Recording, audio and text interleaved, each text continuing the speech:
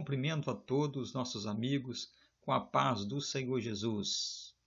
Para quem não me conhece, eu sou o irmão Alair Bento Proença e este é o canal EBD Levado a Sério. Para você que está aí acostumado com nossos vídeos, não esqueça de dar aquele like. E para quem está chegando agora, eu espero que você venha se inscrever no nosso canal e, consequentemente, ativar o sininho, pois ativando o sininho você será notificado toda semana dos nossos vídeos. Então, desde já, eu agradeço a cada um de vocês e seja muito bem-vindo. Vamos então à videoaula desta semana. Que Deus abençoe a cada um dos nossos irmãos.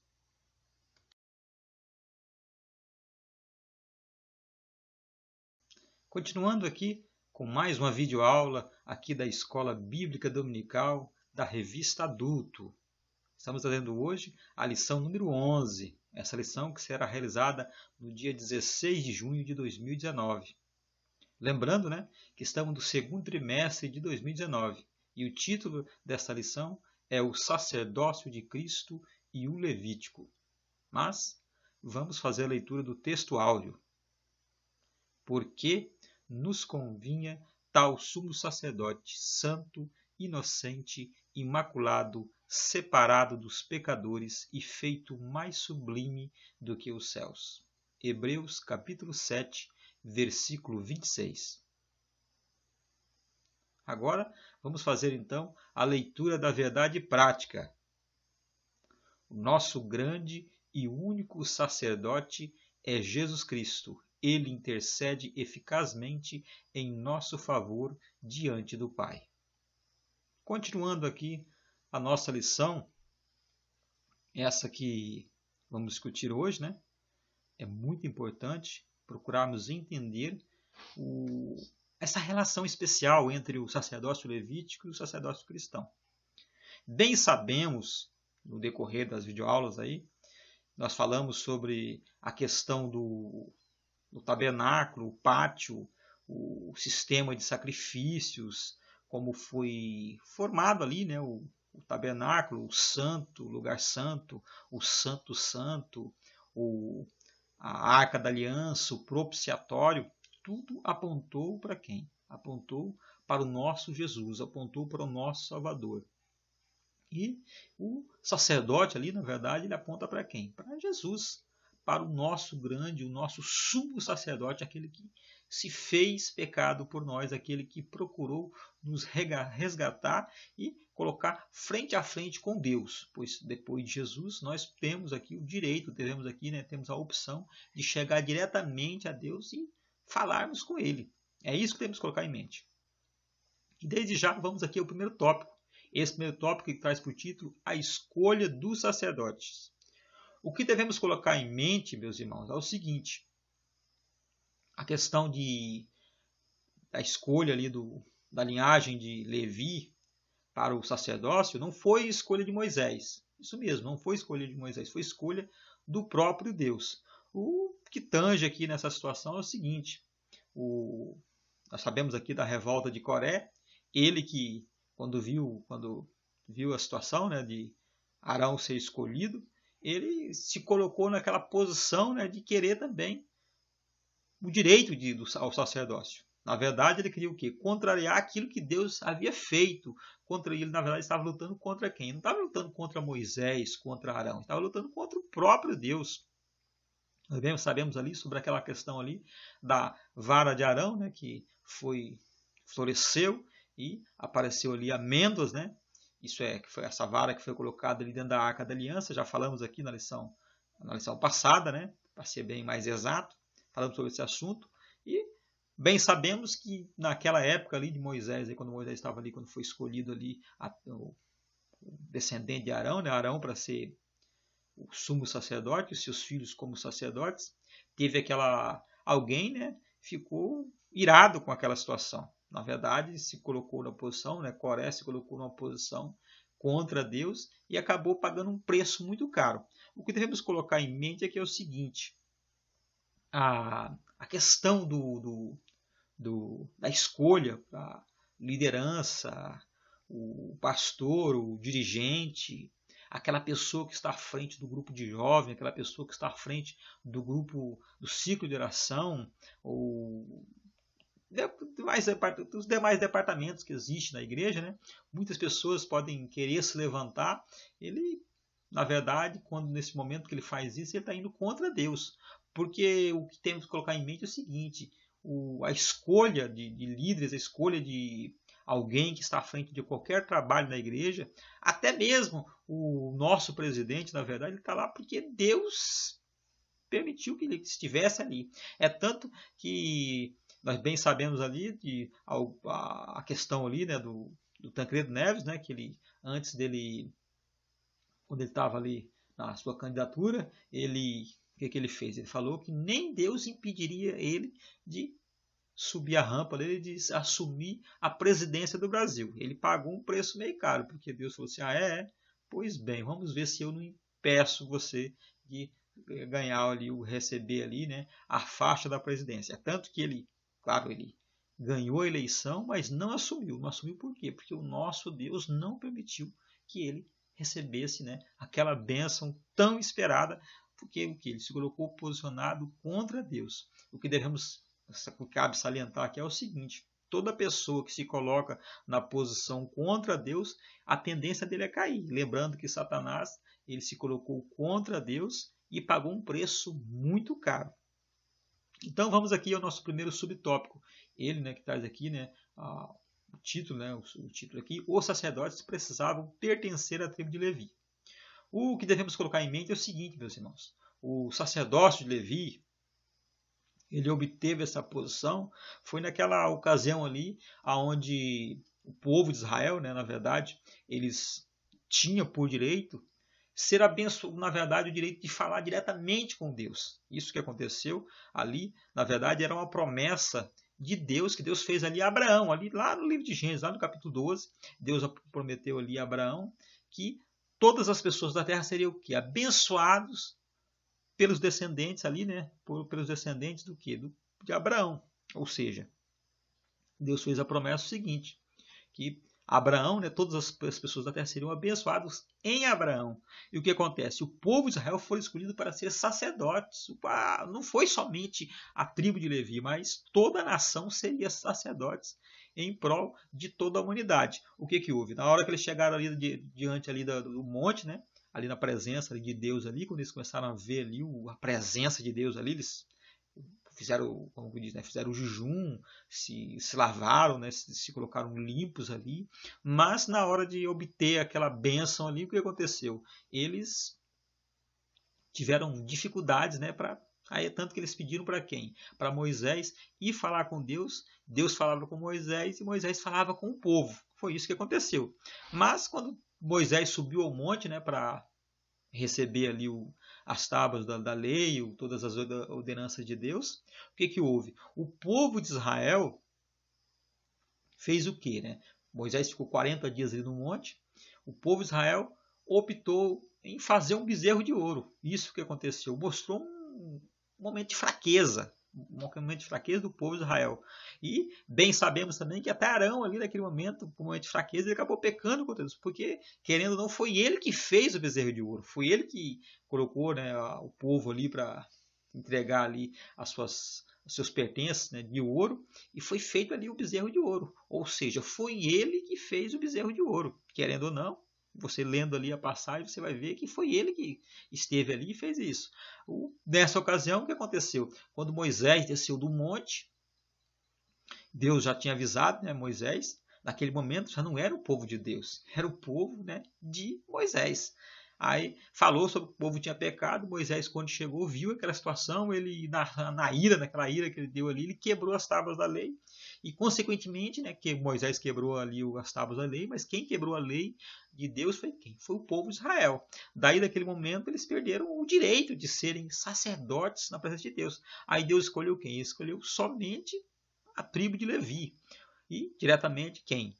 Os descendentes de Arão, que até nos dias de hoje, para ser sacerdote de Israel, tem que ser o quê? Tem que ser filho, descendente de Arão. Mas vamos entender mais adiante o porquê que nós não seguimos essa questão do sacerdócio. Pois bem, Vamos aqui na questão do segundo subtópico, né, que traz por título características especiais dos levitas.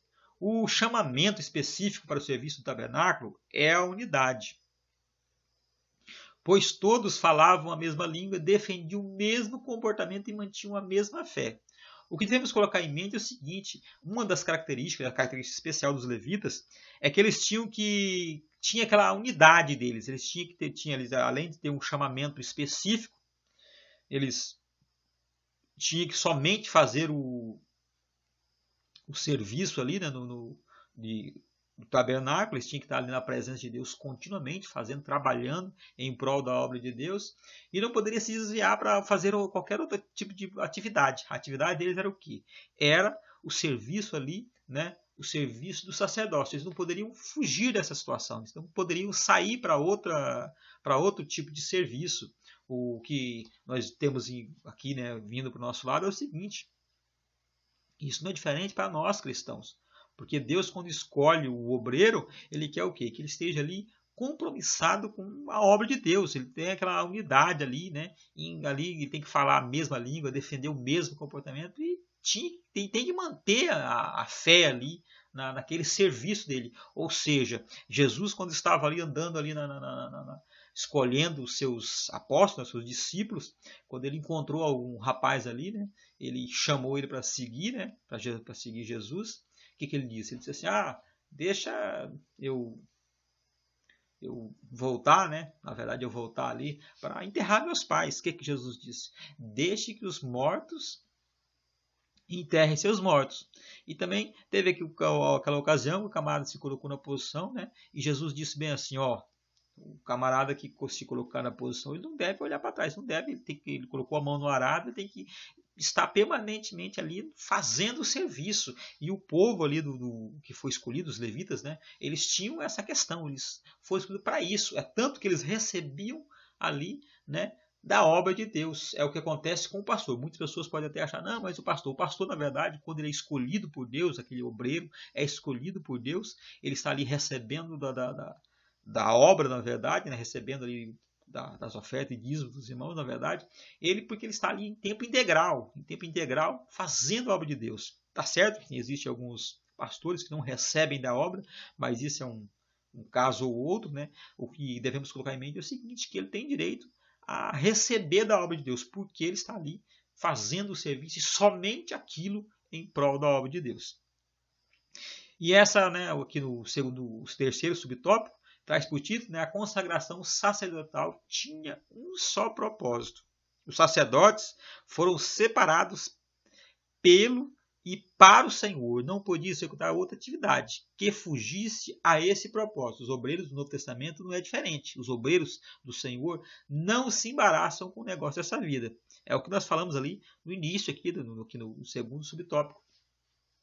E só vamos esclarecer aqui para os irmãos. A grande questão é o seguinte: o obreiro, a pessoa que está na posição ali como servo do Senhor, como aquele que está ali fazendo a obra, ele não pode se embaraçar com as coisas dessa vida. A partir do momento que ele começa a se embaraçar com as coisas dessa vida, ele se mostrou que não é apto para a obra de Deus, não é apto para fazer aquilo que Deus colocou para ele fazer. O que nós devemos colocar em mente é o seguinte: é pesado, é difícil fazer a obra de Deus, mas se Deus colocou, com certeza ele vai capacitar essa pessoa para fazer essa obra e, consequentemente, ele tem por obrigação continuar esse serviço, fazer isso aí que Deus colocou, porque na grande realidade, quando a pessoa começa a olhar para trás, tirar a mão do arado, nesse momento ele está trazendo problema para si. E era o que acontecia ali com o povo, com os levitas. Se eles estavam naquela posição, inclusive é um privilégio estar ali fazendo essa obra, é um privilégio. Eu mesmo, eu falo quando eu estou na igreja, quando eu estou cultuando a Deus, uma coisa que eu sempre falo é o seguinte: é um privilégio pregar a palavra de Deus, é um privilégio ensinar a palavra de Deus. Isso não é para qualquer um, não. Tem pessoas que não conseguem entender. Não conseguem entender a palavra de Deus, leem, não conseguem. Tem muitas pessoas que leem a palavra de Deus, mas não conseguem entender. Por que não conseguem entender? Porque não é para ele isso, ele não foi escolhido para esse tipo de coisa, não é escolhido para esta obra. Esta obra, na verdade, foi colocada para quem? Para mim, foi colocado para mim para fazer isso, pregar, falar, ensinar a palavra de Deus. E se Deus colocou isso aí, o que eu devo fazer? Eu devo procurar fazer isso aí com bom grado. Na verdade, é uma honra fazer isso aí. É isso que todo levita, toda pessoa, todo obreiro do Senhor tem que colocar em mente. Ele está fazendo aquilo ali por quê? Porque Deus colocou para ele fazer. Colocou para quê? Para ele fazer essa obra e, consequentemente, ele vai ter a sua coroa da vitória lá no céu. É o que devemos colocar. Todo obreiro tem que ter isso no coração. É privilégio, é algo, a pessoa que está fazendo a obra de Deus é uma pessoa privilegiada. Nesse segundo tópico, meus irmãos, nós temos o título Vestimenta Sacerdotal para o Serviço. Vamos procurar entender essa simbologia, a simbologia da vestimenta sacerdotal. A vestimenta tinha característica especial e cerimonial, pois ela servia de glória e ornamento do ministério. Quando Deus propôs ali, para Moisés sobre a questão da vestimenta, aquilo que caracterizava ali o sacerdote e o sumo sacerdote, porque são únicas, né? Ali o tipo de roupa que eles usavam, que era de linho fino, não era um tecido qualquer, né? Era um tecido de linho fino.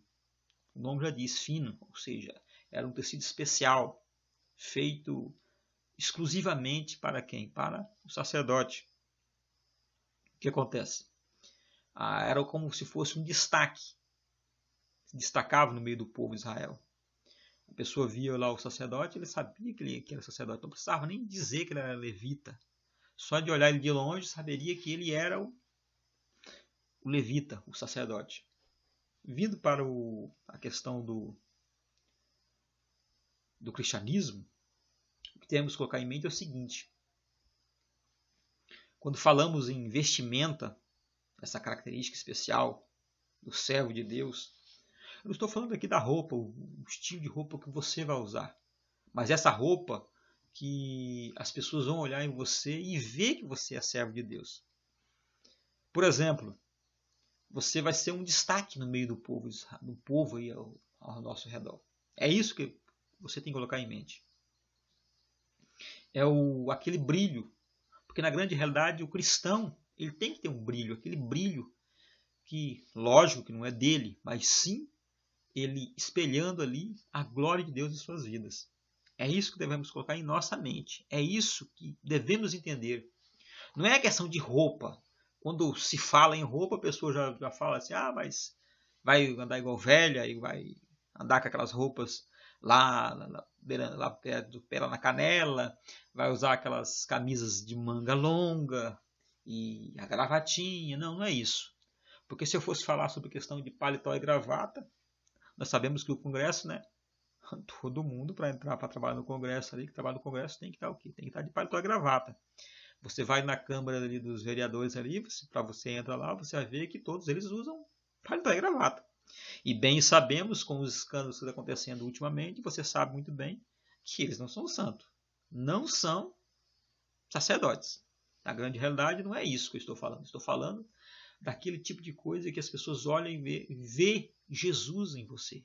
É isso que você tem que colocar em mente. É quando a pessoa olha e vê Deus, vê o agir de Deus na sua vida. Vê aquele brilho que vem de quem? Vem de Deus. É isso que caracteriza o cristão. As pessoas olham para ele e vão ver Jesus na vida dele. Eu lembro-me quando eu era menino, quando eu olhava, né, a pessoa assim que se dizia crente, a gente via uma diferença. E ultimamente, né, nos nossos dias, nós estamos vendo que está todo mundo igual. É tanto que até é difícil você pregar a palavra de Deus. Porque quando você vai pregar a palavra para alguém, a pessoa fala, não, eu já sou crente, eu já sou servo de Deus. Então, não tem como você discernir essa realidade. Não tem como você discernir quem é servo de Deus e quem não é. Porque ser crente, até o diabo é crente. Até ele crê em Deus e até estremece. Ou seja, o diabo não é ateu. Ele crê em Deus, crê. Ele acredita, ele tem fé, ele acredita que Deus existe. Ele só não obedece. Então o que acontece? Para você reconhecer na rua aí uma pessoa que é servo de Deus, está muito difícil, está complicado. Eu mesmo tenho esses dias eu estava ali em Porto Velho, né? em ocasião ali da escola de obreiros que teve ali nesse último final de semana. O que aconteceu? Tinha uma mulher que sempre eu via ela andando na rua, ali perto da casa da minha irmã, né? Eu estava na casa da minha irmã, e sempre via ela passando ali. Eu acreditava que ela era crente. Pense bem, eu estou falando crente, não estou falando que era serva de Deus. Aí, na segunda-feira de manhã, eu estava ali sentado ali na frente e vi que ela vinha vindo, ela e duas crianças, ou seja, dois meninos, né? Pelo visto, eram dois filhos dela. E ela vinha fumando, eu olhei assim, eu até estranhei. Por quê? Porque você não consegue, não é questão de roupa, isso que você tem que colocar em mente, não é questão da roupa, é questão do brilho, aquele brilho que há em você, tem que ter esse brilho. Ou seja, é aquela veste especial, aquela veste de Cristo, aquela veste que é onde as pessoas vão olhar e vão ver Jesus na sua vida. E temos aqui também, né, no segundo subtópico, a túnica chamada éfode. Ela está ali em Êxodo, capítulo 28, versículo 4. O éfode descia um pouco abaixo da cintura, por cima da túnica, de linho que ia até os pés do sacerdote. Ou seja, a túnica ia até os pés. Já o éfode, ele ia até um pouco abaixo da cintura. Era como se fosse o paletó, para os irmãos entenderem. A altura ali do paletó, ali, um pouco abaixo da cintura. Então, o que acontece? Esse éfode, na verdade, ele dava para você discernir. Você olhava assim, você saberia que era quem? Que era o sacerdote. Que até então a pessoa poderia usar ali a questão da túnica, né? A túnica de linho, mas o éfode também deixava bem claro que ele era o sacerdote. Ele estava posicionado. Os levitas poderiam usar ali a túnica, né? Mas para ser sacerdote, que tinha que ser de quem? Da tribo ali de... Não somente da tribo de Levítica, né? Mas tinha que também ser descendente direto de Arão. Então tinha essa questão do éfode, que era a vestimenta que caracterizava o sacerdote das demais pessoas, dos demais filhos do povo de Israel. Bem, sabemos também que tinha ali a questão do Urim e Tumim. Isso mesmo, o Urim e Tumim, para quem não sabe, né, ele provavelmente era uma forma, né, era usado para lançar sorte. Isso mesmo, eram duas pedras que eram usadas, né, para lançar sorte, que no hebraico a expressão significa luzes e perfeições. O sacerdote só tomava as pedras de Urim e Tumim em casos especiais, ou seja, ele quando queria algo de imediato ali, algo que alguma pergunta, alguma decisão a ser tomada, e ele colocava o quê? O Urim e Tumim, e com certeza ele teria uma resposta de Deus. Bem, sabemos que o Urim vinha uma resposta positiva e o Tumim uma resposta negativa, mas era só usado em casos especiais. Bem, sabemos também que ali que o povo, ali, os apóstolos de Jesus, foram escolher alguém ali para substituir o Judas Iscariotes, né? Foi lançada sorte. É praticamente ali como o Urim e o Tumim que eles usaram. Claro que eles não poderiam usar porque não era o sumo sacerdote. O sumo sacerdote que usava esse Urim e Tumim, era ele que fazia essa consulta, consultava a Deus pelo Urim e Tumim, e consequentemente ele tinha uma resposta favorável ou não, e vinha diretamente do céu, diretamente de Deus. Então, vamos então ao terceiro tópico, esse que traz por título o sacerdócio de Cristo. Ele que está ali, né, em Hebreus capítulo 7, versículo 23 e versículo 28. Pois bem, a origem do ofício sacerdotal remonta a Melquisedeque, ou seja, ele veio na época ali de Melquisedeque, na época de Abraão. Bem, sabemos que ele foi falado sobre este homem, esse sacerdote, na época que Abraão saiu, né, lutar contra aqueles 5 reis, né, que tinham levado ali os reis de Sodoma e Gomorra, e consequentemente levaram quem? O seu sobrinho Ló. Então, quando ele voltou da batalha vitorioso, né, Abraão voltou vitorioso, ele se encontrou com Melquisedeque, e Melquisedeque abençoou Abraão. E foi naquele momento que Abraão fez o quê? Ele entregou o dízimo de tudo que ele tinha para esse sacerdote. Veja bem, esse Melquisedeque ele não tinha ainda aquela questão da lei ainda, porque a lei veio só depois ali, depois 400 anos ali, mais de 400 anos depois, que foi ali em Moisés que veio essa questão do sacerdote de Arão. Que veio o quê? Posteriormente, né? Arão e sua família, a família, né, de Levi. Mas já no Novo Testamento nós temos ali quem? O Senhor Jesus do Calvário, que ergue-se como sumo sacerdote da ordem de Melquisedeque, superior à ordem de Arão. O que devemos colocar em mente é o seguinte: Melquisedeque, meus irmãos, ele na verdade ele era sacerdote por querer ser sacerdote, não era por questão dele não ele ser escolhido, não, ele não foi. Ele escolheu ser o sacerdote, ele escolheu aquela posição, entendeu? Como sacerdote. O interessante de tudo é que Deus aprovou a questão dele querer fazer a obra de Deus. Ele estava fazendo a obra de Deus ali e abençoou Abraão do mesmo jeito, da mesma forma que Cristo fez. Do mesma forma que Cristo, na verdade, ele fez isso por livre e espontânea vontade. É igual aquela questão ali, da questão quando ele estava ali no Calvário, quando ele estava ali. Ele, na verdade, não foi o povo, quando as pessoas falam assim, foi o povo romano que matou Jesus, foi o povo judeu que entregou ele para a morte. Na verdade, ele ali se entregou em prol de todos nós, em favor de todos nós. É isso que devemos colocar em nossa mente, em nossa cabeça. Jesus, na verdade, quando ele estava ali no Getsemane, ele poderia muito bem ter fugido, poderia muito bem ter vencido ali aquelas pessoas que foram atrás dele para levar ele preso. Mas o que ele fez? Ele se entregou de livre e espontânea vontade. Ele entregou, é tanto que ele estava ali, que ele falou, está consumado. Estava ali o que? Ele terminou a obra ali e, consequentemente, ele entregou nas mãos de Deus o seu Espírito. Não foi aquela questão que mataram Jesus. Não é questão, claro que foi entregue ali, mas ele se entregou. Ele poderia muito bem ter descido ali, ter cedido às provocações daquelas pessoas que estavam ali continuamente ele falando sobre, querendo que ele, né, se mostrasse como Deus, se mostrasse como o Senhor, né? Então, eles poderiam muito bem estar ali fazendo aquilo, ele poderia muito bem ter decidido descer da cruz ali e se safar ali, consequentemente. Mas ele, o que ele fez? Ele tinha que cumprir aquilo que foi colocado ali, aquele fardo nos seus ombros, ele escolheu fazer aquilo. Amém, meus irmãos? Pois bem, vamos aqui até um primeiro subtópico, esse que está discutido, né? Um novo e perfeito sacerdócio. O sacerdócio levítico, ele, bem sabemos que ele era imperfeito. Você pode acompanhar isso aí no livro de Hebreus, capítulo 7, versículo 11, fala que ele era imperfeito. O que devemos entender é o seguinte, ele era imperfeito, o sacerdócio era imperfeito, não por causa da questão da escolha de Deus, não é isso não. Na grande realidade é porque era feito por pecadores. É por isso que era imperfeito, porque era feito por pessoas que não tinham, na verdade, não eram santas a ponto de não ter pecado. Eles tinham pecado, continuamente pecavam. É tanto que toda vez que o sumo sacerdote ia adentrar ali no Santo do Santo, ele tinha que fazer o quê? Tinha que fazer um sacrifício, ele tinha que procurar o perdão, procurar o quê? Cobrir os seus pecados, senão se ele adentrasse ali no Santo Santo, o que aconteceria com ele? Ele poderia morrer.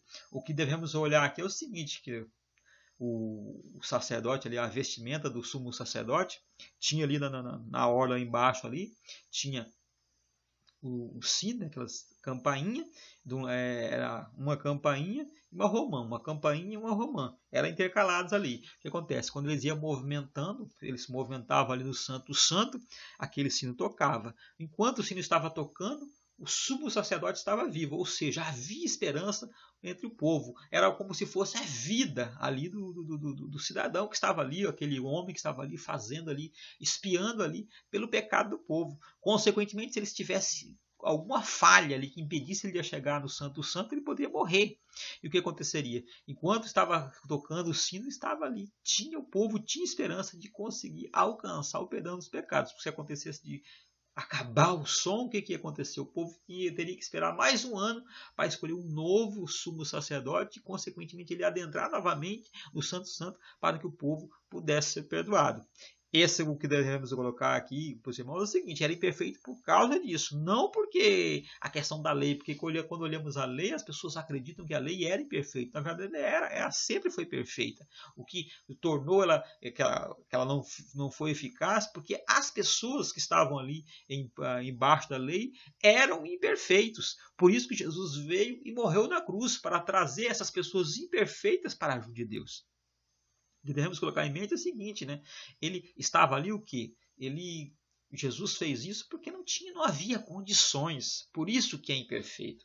E olhamos aqui o seguinte, o sacerdócio levítico, né, o sacrifício, o culto, as ofertas, a liturgia, os serviços eram apenas sombra do verdadeiro sacerdócio a ser oficiado por Cristo. É isso que temos que colocar em mente. É que tudo aponta para Cristo, tudo sempre apontou para Cristo.